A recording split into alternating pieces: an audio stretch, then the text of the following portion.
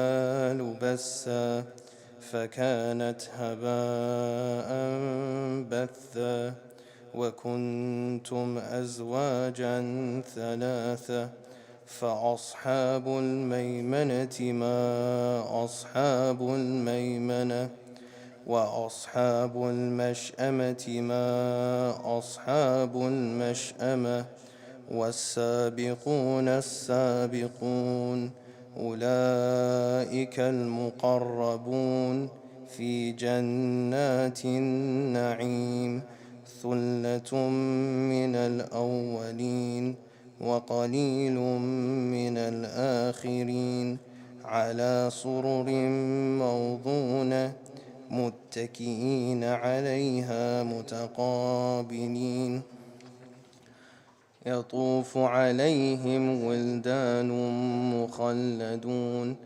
بأكواب وأباريق وكأس من معين لا يصدعون عنها ولا ينزفون وفاكهة مما يتخيرون ولحم طير مما يشتهون وحور عين كأمثال اللؤلؤ المكنون جزاء بما كانوا يعملون لا يسمعون فيها لغوا ولا تأثيما إلا قيلا سلاما سلاما.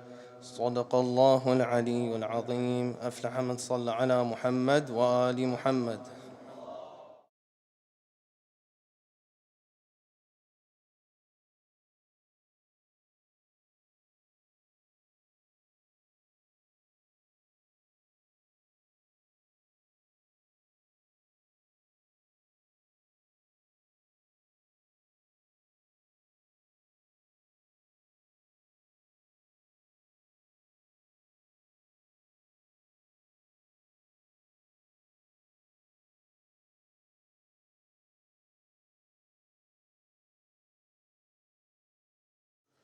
بفضل الله. بسم الله الرحمن الرحيم. الحمد لله رب العالمين. الحمد لله والحمد حقه كما يستحقه حمدا كثيرا.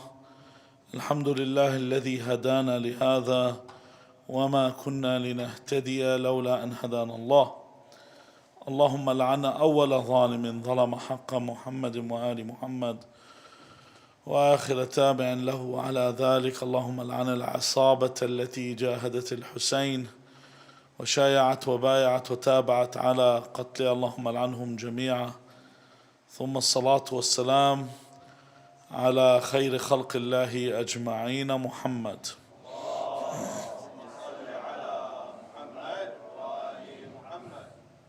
وعلى أهل بيته الطيبين الطاهرين واللعنة الدائمة على أعدائهم أجمعين إلى قيام يوم الدين.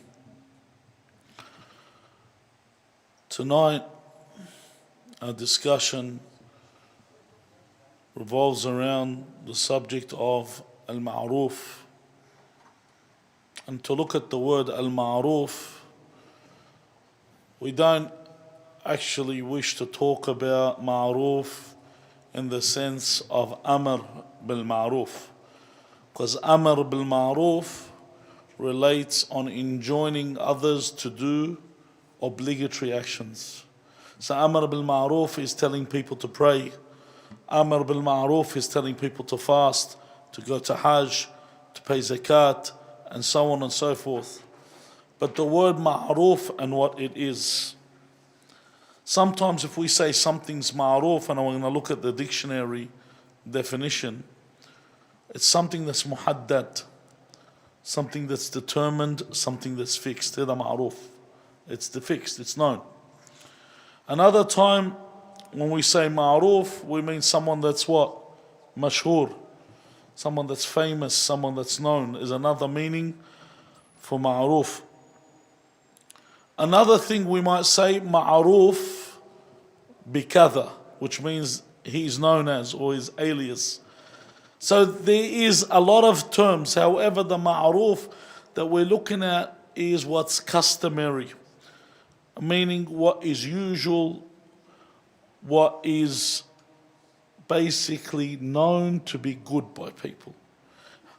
So when we say ma'ruf, you might see it when it pertaining to God, it's some kindness from God, and it's an unmerited favor.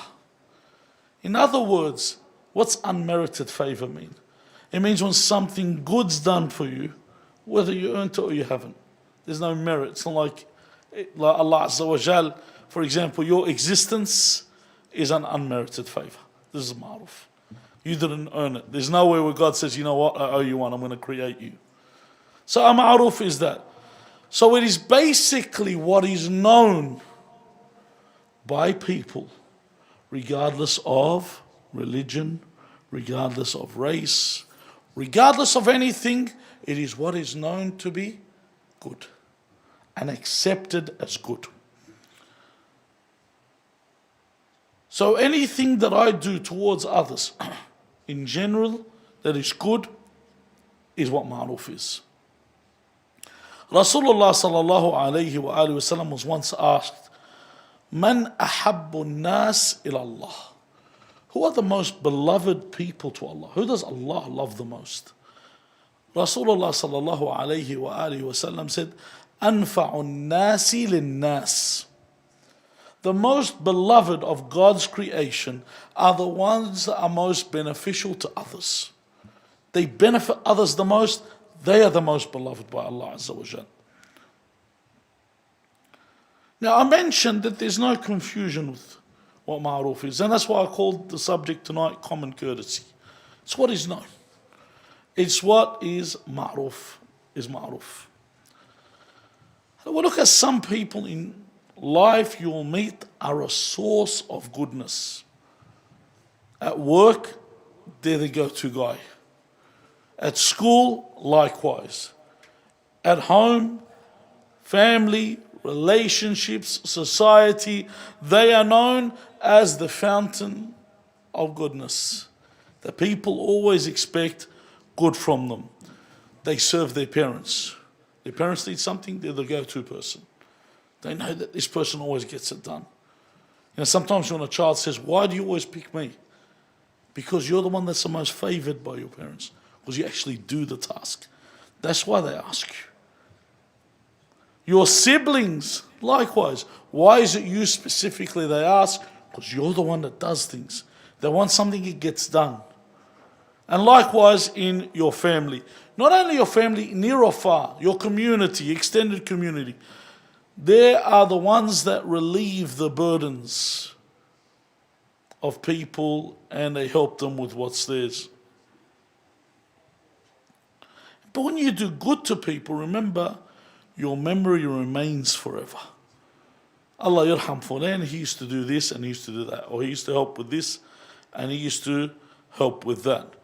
Then there are the others that they leave their burdens and their responsibilities for someone else.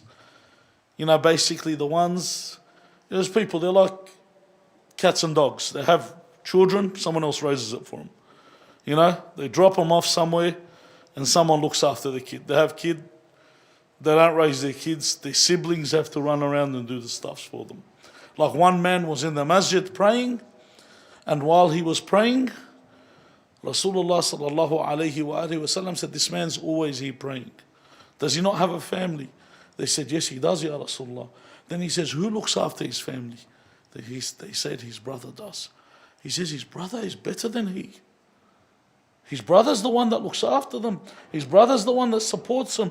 What does this guy do? What's his place in this world? And you see a lot of these people, sometimes we have a misconception that the scale that we look at is how to make money, which makes us good. That's why you have these people that make prankster videos. They make these videos because if they are accepted, they make more money through advertising. Or the TikTokers, or the Instagrammers, or the YouTubers. What they do does not benefit society. In fact, they are the most despicable of society. These jokesters. One man was walking. One day Imam Ali ibn al-Hussein Zain al-Abidin alayhi salam was walking with some of his companions, and this guy came along and he grabbed his abaya of the Imam and he ripped it off from beneath, I think from the back. He ripped it off and then he handed it to the Imam, and it looked as in like it was a magic trick. It was taken away in a real swift way, and he started laughing and the people around started laughing. And he said to the people, "Who is this man?" They said, "Oh, he's the funny guy in the area. He's the local prankster." And he says, "Tell this man, there is a day on the day of judgment that the mubtaloon lose on this day." Mubtaloon are the ones that do nothing. Battal. People say, "Yeah, but he makes money." Doesn't matter. Well, do you think the scale's making money? If the scale's making money, that means the person that deals cocaine and makes money is like the doctor that cures people. You know, when it's the world you live in. Like, you know, when they tell you an Australian of the year is a sportsman or a sportswoman. Like Australia, I'll give you a good example. Good example, when they go Australian of the year is, for example, they give you a sports figure. You know, we could say Kathy Freeman or whatever, because, you know, she ran 400 meters and got a gold medal. Okay? They say that's Australian of the year. And then you go, all right, what did they do? What did they benefit society? What, they could run a race and they got Australian of the year? And then you have a famous ophthalmologist, Dr. Oh my God, I lost his name. Dr. Harry, what was his name? Who remembers the 1992 Australian of the year? What was his name? The ophthalmologist, the one that cured cataracts in Africa. Fred Hollows. I knew there was an H somewhere. Dr. Fred Hollows, who actually did something in society, benefited society, helped people. How can you compare him with her? Really? Where's the comparison? Why, she made more money? Yes, she did, because he was doing them for free. Most of the work he was doing in Africa was pro bono, it was for free. But the work she was doing was, all right, let's run 400 meters, get the gold medal. It's an achievement, yes, you practice. So is winning a gaming event is an achievement. But an achievement in terms of what does it benefit anybody? It benefits nobody. It benefits what? That you get bragging rights, and that's about it. These people pretty much are what? Nothing more than mouth breathers that consume our oxygen. And we just have to put up with them. That's all. They don't contribute to humanity in any way, shape or form. I need to remember, firstly, the world is not about me. There are other people in this world. The world doesn't revolve around me. There are other people that have a right to this earth and have a right to the dunya as you have. Another thing is, you have these people, they want to always burden others. They want others to be like them. The self-righteous attitude. You ever had the guy that comes up to you and says, "Do you own a house?" And you say, "No." He says, "Why haven't you bought a house? You should buy a house." Really? Can you buy the house for me? What, do you think it's easy to cough up that money? They're on your back to purchase a house. They don't realize what the burdens that come with it. They're so self-righteous, rather than say, "Listen, have you got a house?" "No, I'm going to help you to buy a house." Or people come up and say, "Listen, are you married?" "No." "You know, you should get married." "No, help me get married.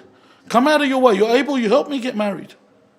Help me achieve this thing you want me to achieve." Rather than just say, "You know what, it's good for you to do this." What, are you trying to give me some information? Well, I could get that off the internet. I don't need... It's like when someone says to someone that's overweight, they want to give them a diet. Are you serious? Every fat person is a dietitian. They know everything that's required to lose weight. But they just don't do it because they don't want to live on chicken breast and lettuce. They don't want to live on that. They look at that, they go, people laugh because that's what they do. You look at all these people with toned bodies and they reach their 30s and they've got toned bodies. Mate, they're not having lasagna. That's for sure. They won't even know what it smells like. These people have breast chicken and lettuce. You know, that's all they eat. That's the only thing they can eat. Or occasionally they have a strip of salmon or whatever, but they don't know what the word fat means. So they try and tell you this. When you're trying to give someone advice, you've got to be able to help them. When you see Others, you have to be of the people that lend a hand. Be part of the solution and not part of the problem. Don't be someone that offers nothing. And also in common courtesy, you have to learn to show respect. Remember when you were a child, you're in the school canteen, you get to the window and you say, I want this and that, and then the canteen lady looks at you and says, what's the magic word? And you might say abracadabra. But she says, what's the magic word? If you don't say please, you're not going to get the item. It's common courtesy. It's being respectful. It's being polite. Also, things that people overlook. If you are late or you've made plans with someone, those friends you have, they change the plans in their head and they assume you know that they've changed the plans. No, let others know, listen, we're not doing it this way, we're doing it that way. But they make the decision on your behalf, on behalf of everybody else, because that's what's in their head. And they assume that you know already. In other words, common courtesy is you're a human being, so act like a human being. Let's take a look at what's important when it comes to this. Why is it so important to have this ma'ruf? It's common courtesy. Why is it so important? Amir al-Mu'mineen Ali ibn Abi Talib, salawatullahi wa salamu alayh, says, al-ma'rufu dhakhiratul abad. The ma'ruf is basically, when we say dhakhira, then when you hear the word dhakhira, sometimes it might mean ammunition, sometimes it might mean supply. It's your treasury. It's forever, but it's an eternal treasury. So when you do good, it's there for eternity. It's there forever. People will always remember this. You go to a lot of places and you see something and they go, yeah, this was built by so-and-so. Or this was helped through so-and-so. People will always remember that this person did this. Not only that, it's remembered where it's most important. It's remembered where the true accounts are. Here, some of the accounts are fake. Here, you'll, for example, you at school, how many of you studied the Crusades? You studied the Crusades. What did you learn in the Crusades? You learned that Salah ad-Din al-Takriti, or the Ayyubi, was the one that Fatah al-Quds. He's the one that conquered, and he was able to, he achieved the conquest of Jerusalem. That's not true. He's the one that actually handed it to the British. You want proof of that? Go watch the movie Kingdom of Heaven and see how they portray him. They portray him like a good, honest man. They never portray the enemies in that way. The enemies are always portrayed as what? Ghastly and vicious individuals.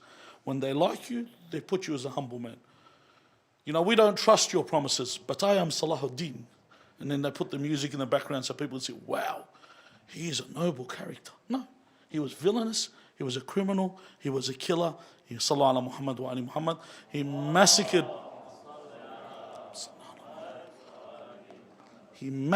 people. But this is the portrayal that's given.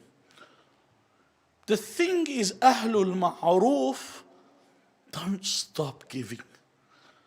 Al-Imam Ja'far ibn Muhammad al-Sadiq salawatullahi wa salamu alayh says, Ahlul Ma'ruf fi dunya hum Ahlul Ma'ruf fi al-akhirah. Ahlul Ma'ruf, the ones that do have common courtesies and good traits and do good to others in this world, are the same people in the hereafter. They don't change. When you read the verses in the Quran where it says the day that the brothers will flee, the fathers, this is not talking about everybody. It's talking about the mujrimeen, the criminals. They're all running because they're trying to save their skins. There's a problem. You don't fear God on the day of judgment if you fear God in this world. It doesn't go twice. Yet these guys are on another level, these people that do good. The Imam says in the hereafter they're still doing good. Why? He says, لِأَنَّهُمْ فِي الْآخِرَةِ تَرْجَحُ لَهُمُ الْحَسَنَاتِ. You know what تَرْجَحُ لَهُمُ الْحَسَنَاتِ? That basically it's laden, it's full. Their good deeds are so much, they got too many. He says, فَيَجُودُونَ بِهَا عَلَى أَهْلِ الْمَعَاصِي. That they have so many good deeds, they give it to those that have sinned, of the believers. You've got problems here, doesn't matter, I've got hasanat, they give. They're still giving because in the dunya, they were like that. They have this trait in the hereafter. They give. Why? What do you think is it that makes them like this? Because they don't rely. Initially, they never relied on their amal. These righteous people, they don't rely.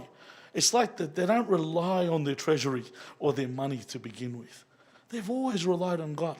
So they know they're in heaven because of the mercy of God. So they don't care about this. These are all extras.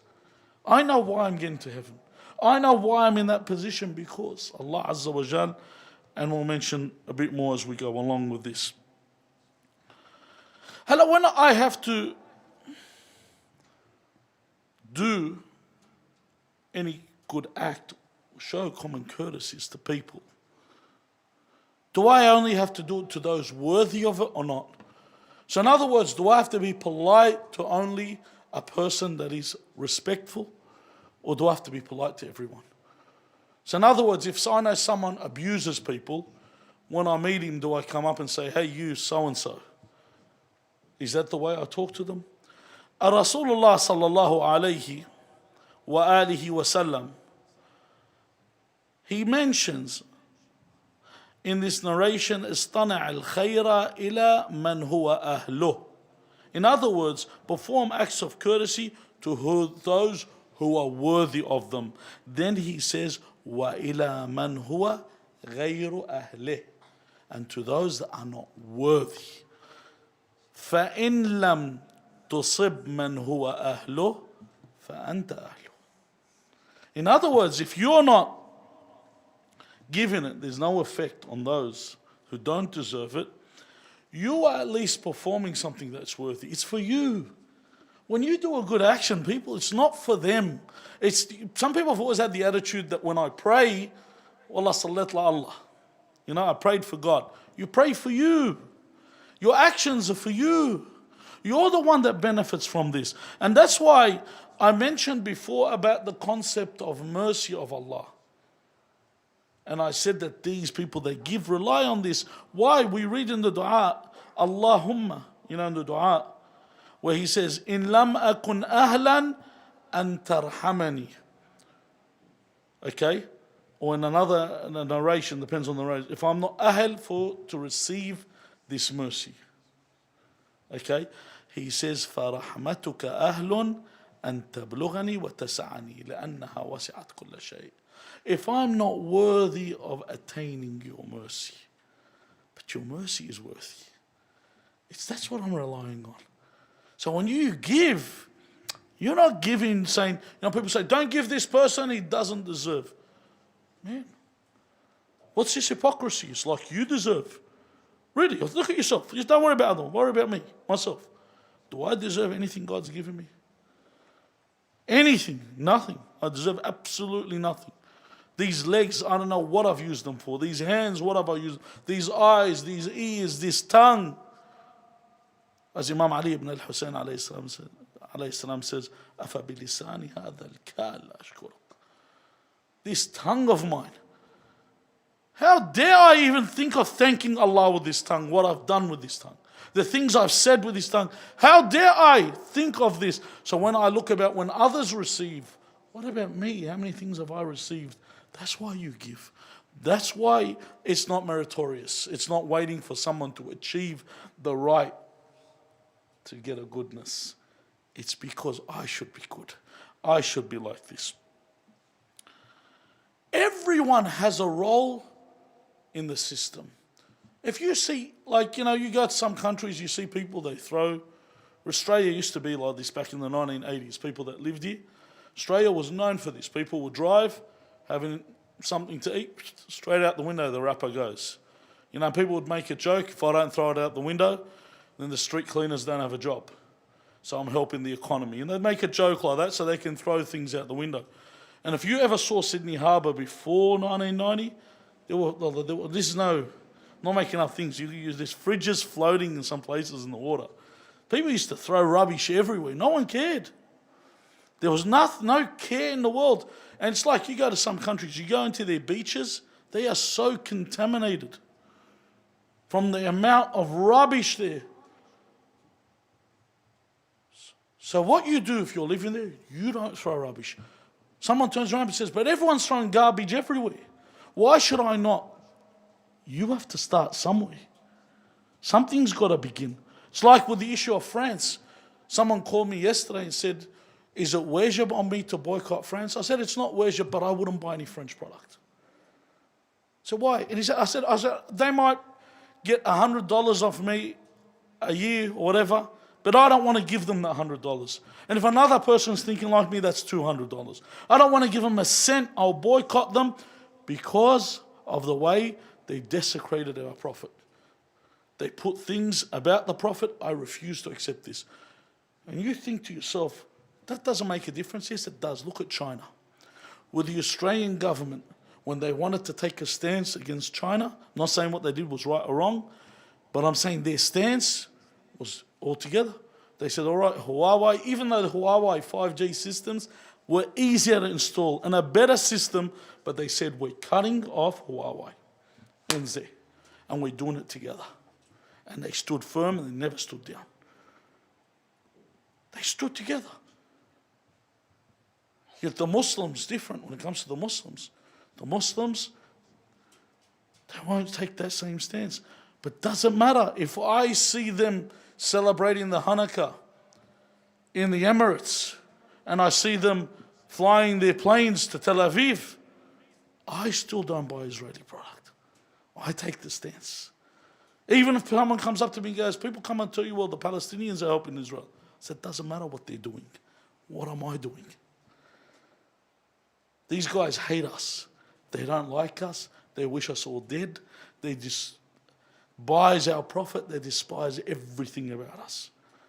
So why should I even recognize their existence? I take my stance there. Same thing is when you're doing any action of goodness. If you play a minute role in it, how much of the ajr do you get? Let's take a look. Imam al-Sadiq alayhi salam says, لو جرى المعروف على 80 كفا. Say a good action went on how many? 80 sets of hands. He says, لأجروا كلهم فيه من غير أن ينقص صاحبه من أجره شيئا. That every single one of these people that was involved in this good action gets the same reward without the originator losing any of the reward. In fact, he gets extra reward on top of that for originating this practice. But everyone gets the same reward. So the whole idea is, I need you to understand, when you're doing a good act with people, it's not if I help this guy, he might become a Muslim. No. They become a Muslim or not, that's their business. The idea of good act, the whole idea, the objective is the hereafter. I need to, and also the dunya. You are good, and I'll talk about this, what do I achieve in the dunya, and what I achieve in the hereafter. Okay, but when I do something good, you know they say do good for goodness sake, the Santa Claus song that they used to sing when they were children. Do good for goodness sake. Do good for the sake of good. You don't need to necessarily do good to get good in return. Amir al-Mu'mineen Ali ibn Abi Talib alayhi salam says, إِذَا صُنِعَ إِلَيْكَ مَعْرُوفٌ, he says, فَاذْكُرْ إِذَا صَنَعْتَ مَعْرُوفًا فَانْسَى. If someone does good to you, then remember it. Don't be one of those people that forgets that this person, wallah, say this person did good to me. Or be one of those people that come around. I've heard people that say, "Ani ili fadl alayh." What? He says to you, "Ani ili fadl." I've got some distinction over this person. I did this for him. You did what? You're supposed to do something and that's it. Forget it. When someone does something good for you, you're not supposed to forget it. Just where you remember. Any act of courtesy, you have to remember it and remember that person so this person can continue doing good acts. And as for you, you should always have the intention where it's Allah, and Allah Azza wa Jal will give you the compensation for you. Don't worry, Allah will never forget you. In fact, I should not only ask for goodness for others. As the Imam mentions in the dua in Sahih al-Sajadiyya, Imam Zain al-Abidin, Makaram al-Akhlaq, he says, وَأَجْرِ لِلنَّاسِ عَلَى يَدَيَّ الْخَيْرِ. But then he says something on top of this. He says, make me basically a proxy or a source of goodness for people. Make good things go through me. Then he says, وَلَا تَمْحَقْهُ بِالْمَنِ. Make me a source of goodness, but don't remove this or destroy this or remove the goodness of this by making me one of those people that reminds others that I did something. So don't ruin it, don't ruin the action by reminding them. Another thing, when you do a ma'ruf or a courtesy, do it to its completion. You have to do things properly. Rasulullah sallallahu alayhi wa alihi wa sallam says, he says in this narration, istimam al-ma'rufi afdalu min ibtida'ih. In other words, the completion or bringing a good act to its completion is better than merely just initiating it. You know, someone starts a good thing. You see those people, how many people do you know have got unfinished projects? They come in, you'll turn up, you'll say, let's start this project, let's start that project, and then I finish. It's pointless. Do one project, work on it and finish it. You're going to do something, a mashru', you say, hold on, I want to build a youth center for the youth in Australia here, in the Muslim youth, so because, you know, we can't go to mixed places and all that. You know, we don't go to mixed gyms, do we? Nor do we go to mixed pools, nor do we go where there's women wearing barely anything. I trust that. But anyway, so let's abstain and avoid all these places, okay? And then when we do this, when we avoid and abstain from all these, we can, how do we do this? We make a youth center. Some people, how many people have said, let's do this? They start with the money, they start with the project, and it falls. I have to do it to its completion. Even Rasulullah sallallahu alayhi wa alihi wa sallam, when he buried his son Ibrahim, when he finished burying his son, he fixed the grave at the end. He was working on it, and someone said to him, why are you putting all this effort? And he said that may Allah have mercy on someone that does something and perfects it and completes it. Not half. You know, when people clean their room and then they sweep things under the bed or under the rug and they say, yep, the room's clean. And then they find an apple core under the bed that can get carbon dating on it. You know, something that's been hiding under there for God knows how long.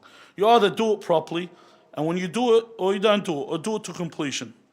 So, let's take a look at how I do a favor or a courtesy. Imam al-Qadim alayhi salam says, as-sani'atu la tatim صنيعة عند المؤمن لصاحبه إلا بثلاثة أشياء. So it's not complete till three things have been done. There has to be three things that need to be done. You know how when they say, this is basically, a sani'a means, in English would say a good turn. You know, they say one good turn deserves another. A good turn is done to a fellow believer. It's not considered complete until it's accompanied by three things. What are the three things? The first term he uses is تصغيرها. تصغيرها عفوا. تصغيرها. Okay, and I'll explain.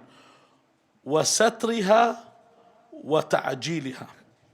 Okay, تصغيرها means to underestimate or undervalue what you've done. وسترها means to conceal what you've done. And finally, وتعجيلها means to hasten what you've done. Why does he mention these three things? The first one, to undervalue, underestimate it. He says, look at these words, Allahu Akbar. Think about it when you're doing someone a favor, or you're doing something good for somebody. He says, فَمَنْ صَغَّرَ الصَّنِيعَةَ عِنْدَ الْمُؤْمِنِ فَقَدْ عَظَّمَ أَخَاهُ. The one that devalues what they're doing for someone, they devalue it. Why? Because they look at who they're doing it for. This is my believing brother. I'm doing this for them, so what I'm doing is nothing. They're worth far more than that. This is why, rather than say, well, I'm doing this guy a favor, he owes me now. Could you imagine? Once I was trying to make up between two guys. One had stolen money from the other, and he repented and wanted to return to the money. The other guy started talking about inflation. All of a sudden, he became, a commerce student. He started, wanted to become an economics professor all of a sudden. He goes, there's inflation and the value of the money and this. And I said, listen, I'm going to be frank with you. On the day of judgment, you're going to be standing and you need someone to forgive you. And the one that you need to forgive is Allah. Allah Azza wa Jalla says to you, I won't forgive you. Because on the day, there was a person that came back to you and had wronged you and asked, and you turned them away. And I told him, I'm giving you something that is a fact. I'm not using, this is not a hypothetical, this is a fact. Okay, you turn a believer away that's asking for forgiveness, Allah Azza wa Jalla will turn you away. Don't turn them away. Don't ever look down on another believer. Don't ever look down on them. To value what you do for them, because they're far worth more than that. They're worth above that. They're worth more than you can even imagine. So the first thing he says to him, the Imam says, فمن صغر الصنيع عند المؤمن فقد عظم أخاه ومن عظم الصنيعة عنده فقد صغر أخاه. If you make it big, if you overvalue what you're doing them as a favor, then you are saying that your brother is not worthy. The amazing thing, and I used to know a guy that was like that. When he dealt with believers, he would deal with them like a businessman. He would charge them like a raging bull. When he dealt with unbelievers, next second he'll prostrate for them. Then he says, وَمَنْ كَتَمَ مَا أَوْلَاهُ مِنْ صَنِيعِهِ فَقَدْ كَرَّمَ فِعَالَهُ. So the one that conceals what they have done. Because the first thing I said is you underestimate what you have done, or undervalue what you have done. And the second thing I said is to conceal it. The one that conceals their good action has honored their action. He gives it the value. Because in them, they've done something, this is expected. Sometimes people, you tell them, thank you very much, but لا إذا وجبنا. And they actually mean it. They're not doing mujamali, as we say. They're not using lip service or flattery. They actually mean it. بالله وجبنا يا عمي. وجبنا نحن هيك نعاملك. This is what we have to do for you. And they actually mean it. Finally, the last thing he says, and this is something people don't do, and beware of this. Sometimes your mate, you tell him, listen, can you tile this section of my house? And he says, all right, because it's a love job, he'll delay it. And he'll delay it, and he'll delay it, he'll delay it, he'll delay it. And in the end, you go, to hell with him. You'll just go pay and get someone to do it. And then they come up and say, why don't you wait for me? I should have been priority. I'm your brother. If it's because it's for free, I'll pay you. Come and do it. So another thing about doing something good for someone is you hasten. That you do it quickly, you don't leave it alone. And that's who says, وَمَنْ عَجَّلَ مَا وَعَدَ فَقَدْ هَنِئَ الْعَطِيَّةِ. So whoever hastens to fulfill this good turn of his, they take pleasure in the gift too. They take pleasure. That when you did it, I did it right. Not when you come after 6 months after the promise and you're just doing it and he's just looking at you and thinking, the an sahbi. What a waste. You know what I mean?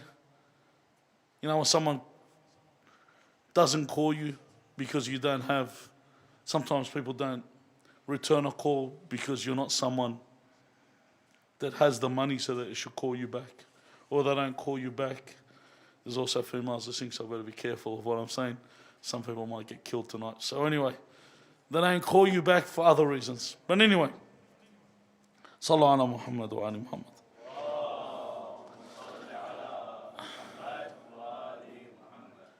The other things, I should not even take the smallest courtesy, even saying thank you.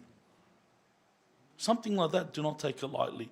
The Messenger of Allah sallallahu alayhi wa alihi wa sallam says, لا تحقرن شيئا من المعروف. Never hold any act of common courtesy in contempt at all. Why? He says, ولو أن تلقى أخاك ووجهك مبسوط إليه. Even when you meet your brethren, your brother, and you greet them with a pleasurable face, a happy face, a pleasant face. He said, do not even take that lightly. That's important. When you look at someone and you show you're happy to see them, it makes them feel good. You know, sometimes things people don't recognize.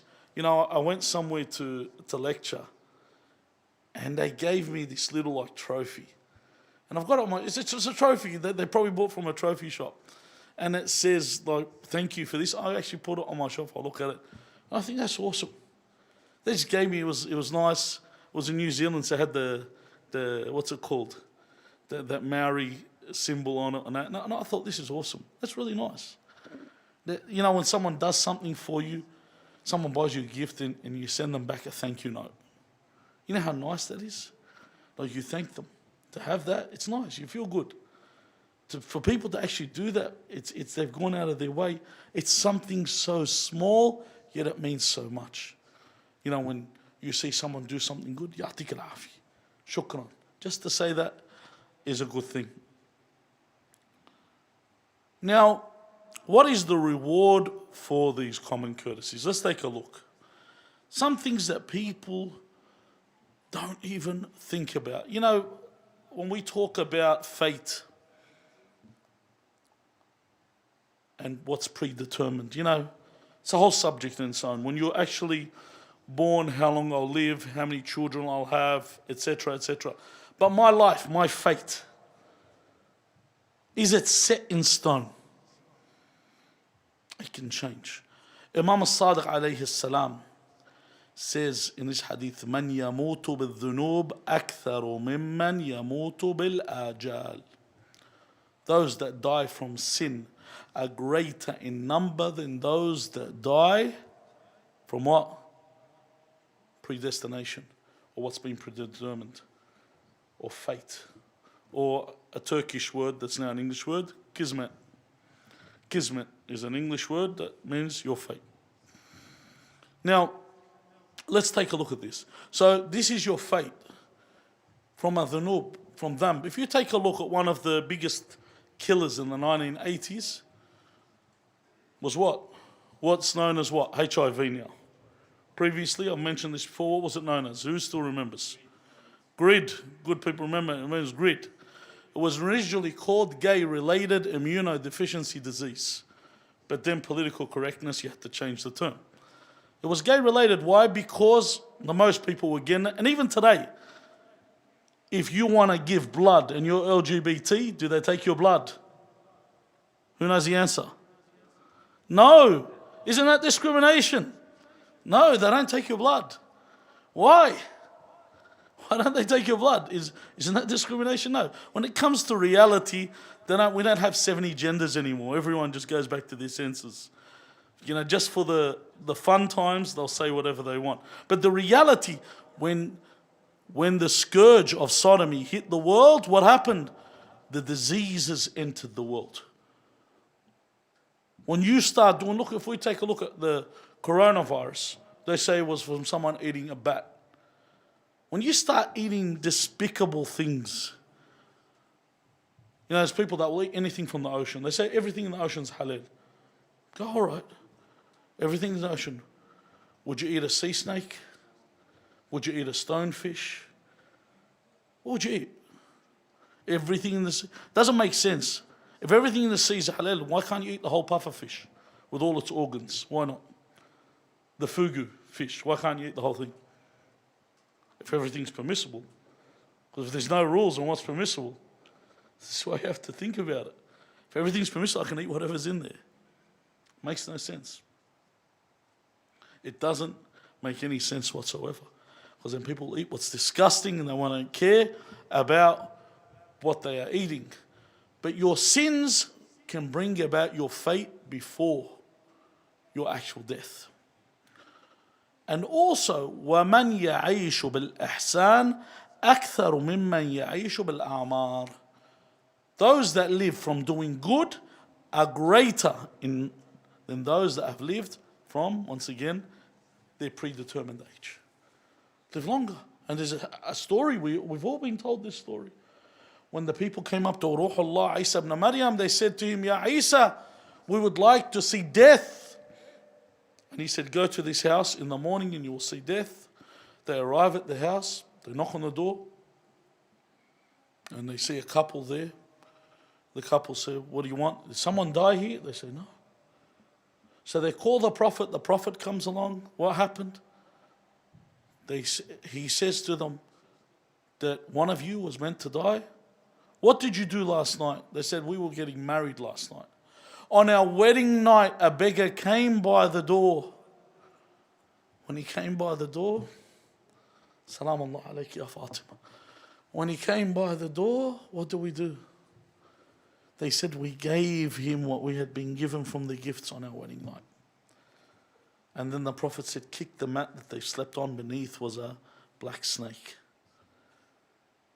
So this would have killed them. They had longevity given to them. Just like when you're good to your parents. When you're good to your parents, increases your life. In fact, one man said to Imam al-Sadiq alayhi salam, he said, I fear sakarat al-maut. I'm afraid of what happens when my soul's been removed and the grave. Tell me something that I can do. Tell me something I can do that will make it easier. He said, be good to your parents. He said, be good to your parents and join who has cut you off. He said, because if you do, the pangs of death and the punishment of the grave will be removed. Pangs of death will be lessened, the punishment of death will be removed, and your life will increase. Your life will increase if you're good to your parents.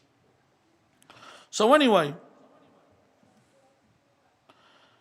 even in your life, helping people in general, to help a blind man. And this hadith is unbelievable.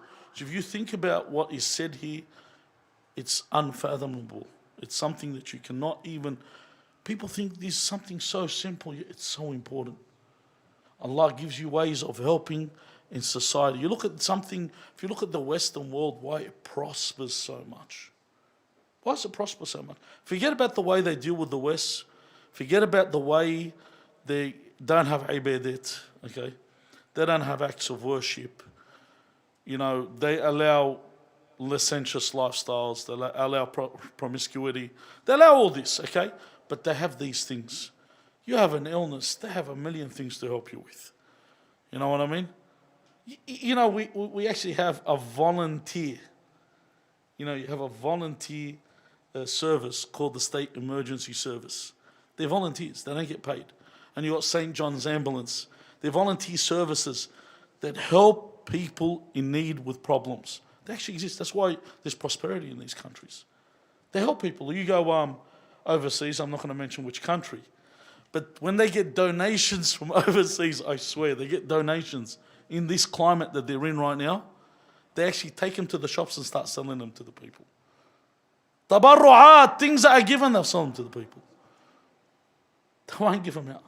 Here in Australia, no. That's why they prosper. Let's take a look at this hadith. قال رسول الله صلى الله عليه وآله وسلم من قاد ضريرا من قاد ضريرا. If you get a blind person, you walk them, you help them, assist them. 40 خطوة, 40 steps. 40 steps. Listen to this. Look at the diqqah. Look at the precision in the hadith. He says, على أرض سهلة, on level ground. Just on level ground. That's the precision. لا يفي. He goes, لا يفي. In other words, they cannot be compensated for what they've done. They cannot be rewarded. He says, بقدر إبرة من جميعه عفوا بقدر إبر من جميعه طلاع الأرض ذهب. So if you look at a reward you know of giving him, if you give him the whole, let's say if I give him the whole world's worth in gold, okay, it said it would not compensate for what? A needle's worth of what he did. If you look at the action that he did for 40 steps, walking a blind man for 40 steps, if you were to give him the entire world in gold, it would not make up for a needle's value of what he actually did. Then he adds to it. صلى الله عليه وآله وسلم.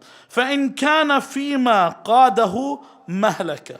If there was some obstacle or he averted some danger, there was a pitfall, a hole in the ground, and he moved him, something like that. It wasn't level land, there was just a bit of an obstruction while he was walking, the blind man.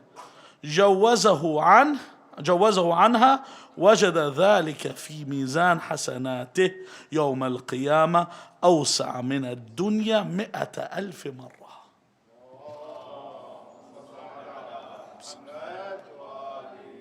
I'm going to give it to you as simple as possible. You walk a blind man 40 steps on level land. The whole world's given to you in gold. It's not even equal to a needle's worth of what you just did. If during this walk you avert one obstacle, one, it says that the amount of reward put in your scale on the day of judgment is greater than not this earth, dunya, by 100,000 times. This is the importance of doing good. This is the importance of doing these common courtesies, of being a human being. You know, sometimes people say, and I'll finish off with this, sometimes people say, when you tell them don't do this or don't do that, they say, I'm my own person. You say, if you do something, you're bringing your parents' name into disrepute. They go, are you serious? I've got nothing to do with my parents? Of course, you have a lot to do with your parents. Your parents' reputation's on the line with you. You're bringing them into disrepute when you do a good action. And they are remembered. This shows that you're a human being. You're not alone. You're in a world. There are people around you. You need to be respectful. And this is how we have a society. I don't sit there and say, all right, this is a kafir, I'm not going to talk to him. Where's this come from? But I don't compromise my religion. I don't bring down my religion to make other people happy. No compromise. But I deal with everybody. And I show them the goodness. And I show them the favor, because this is the way of Rasulullah. Do not let others beat you to the way and the tradition of Rasulullah sallallahu alayhi wa alihi wasallam and the Immaculate Household. Because even when we mention the oppression of Ahlul Bayt, one thing that stands up is their altruistic nature. They were selfless. They just gave. They would give. They would stop giving. When you think of the mercy of Ahlul Bayt, that Allah shows you on the day that the house of Amir al-Mu'mineen Ali ibn Abi Talib alayhi salam was attacked. On this day, where you are talking about people that if they raise their hands to the heavens and they prayed, their prayer does not get rejected. Never gets rejected. And you see this in the Quran. When Nuh for 950 years put up with these people, he raised his hands to the heavens and he said, رَبِّ لَا تَضَرْ عَلَى الْأَرْضِ مِنَ الْكَافِرِينَ دَيَّارًا. Do not leave a single unbeliever on the earth. What happened? Did Allah say, listen, well, I'm not going to accept your prayer? No. Nuh, Nabiullah. Nuh is of ulul azm. Nuh is someone that's muqarrab ila Allah, someone close to Allah, has close proximity. Howbeit, when Fatima salawatullahi alayha, Sayyidat Nisa al-Alamin, when we talk about Fatima, do you want to imagine her status? Rasulullah sallallahu alayhi wa alihi wasallam would kiss the hands of Fatima. He would kiss her hands. And he would come to the door of Fatima alayha salam, and he would stand at the door and say, Assalamu alaykum ya ahla bayt al-nubuwah. He would knock at this door, yet this same door would be the door that was attacked. This same door is the same door that fire was set to this door. The same door was the door where Fatima would be crushed. The same door is the door where Fatima's rib would be broken. The same door is the door where Fatima would miscarry Muhsin. On the same door. Yet Fatima alayha salam did not raise her hands to the heaven to bring the wrath of Allah upon us. Because this is the sunnah of Muhammad sallallahu alayhi wa sallam. That when Rasulullah was attacked, He didn't say anything other than Rabbi hdi qawmi fa innahum la ya'lamun. Oh Allah, guide them, they do not know. This is the ma'ruf we're talking about. To have this attitude towards others, because it's for you and not for them. It makes you into a better person and not necessarily them. We ask Allah Azza wa Jal to make us of those that do good, and of the righteous, and of those that common courtesies come from in the dunya and in the akhirah. Those that are good to people in the hereafter, that our actions are so full on the day of judgment of goodness that we can give to others. We ask Allah Azza wa Jal to hasten the reappearance of our master Al-Hujjat ibn al-Hasan, and grant us the opportunity to serve him and to stand beneath his standard and to be martyred by his side. Bismillah ar-Rahman ar-Rahim. Allahumma salli ala Muhammad wa ali Muhammad. Allahumma kun Hujjat ibn al-Hasan صلواتك عليه وعلى آبائه في هذه الساعة وفي كل ساعة وليا وحافظا وقائدا وناصرا ودليلا وعينا حتى تسكنه أرضك طوعا وتمتعه فيها طويلا برحمتك يا أرحم الراحمين. والأرواح المؤمنين والمؤمنات والأرواح موتانا وموتاكم، رحم الله من قرأ سورة المباركة الفاتحة مع الصلوات.